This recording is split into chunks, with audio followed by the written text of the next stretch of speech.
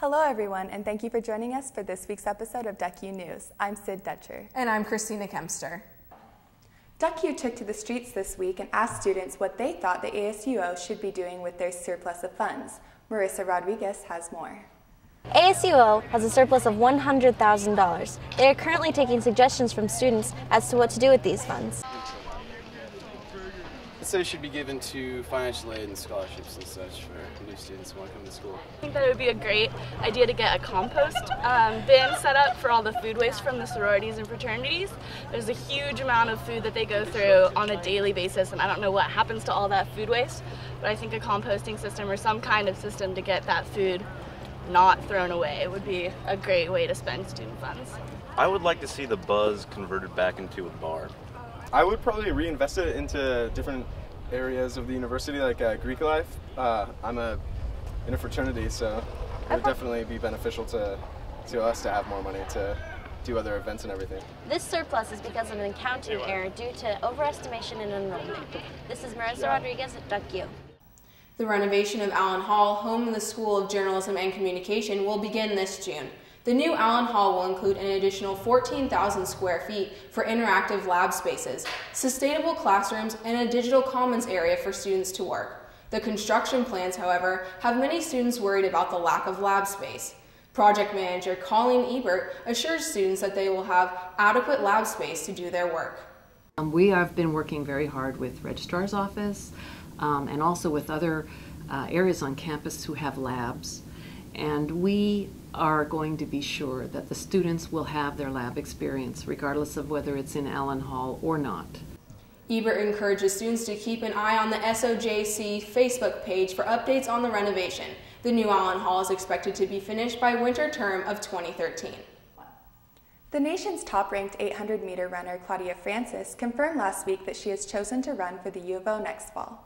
Francis received many scholarship offers from schools such as Stanford, Villanova, and Tennessee, but says she chose Oregon for the opportunity to join her older sister, Phyllis Francis, who is already a top runner for Oregon.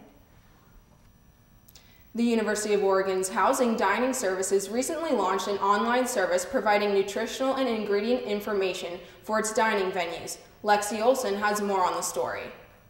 University of Oregon students now have the opportunity to check the nutritional content in dorm food.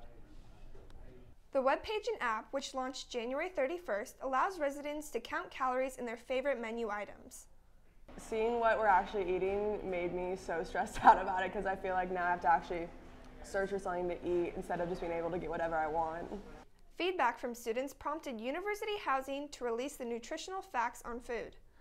I would get regular requests, and so we started working on a website that would allow students to find the information easily and on their own. We've been working on this for 2 years. I wish I had gotten it done 2 years ago. It's a big project, it's a lot of work, and it's a lot of data to put together, and we're still working on it. We still have work to do. The initial response from students has been shocking, but if students want to avoid the freshman 15, they must remember that everything comes in moderation.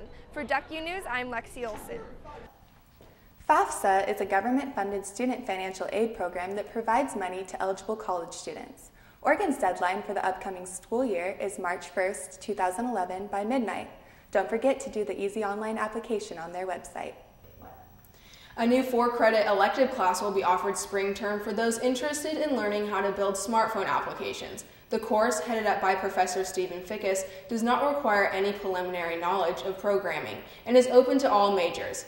The class will be offered to only 25 students who will be building the applications on the Verizon smartphone, the Droid. The Oregon University system has released a fiscal statement regarding the expenses to have a sworn campus police agency under Oregon State Bill 116. The statement indicates that there would be minimal financial impact if the bill were to pass. A fiscal statement has not yet been released for the State Bill 405 that would allow a sworn campus police agency to possess firearms.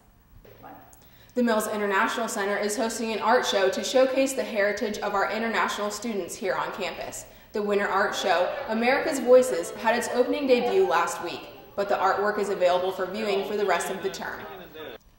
The Eugene Ballet Company is performing Alice in Wonderland on February 12th and 13th at the Holt Center.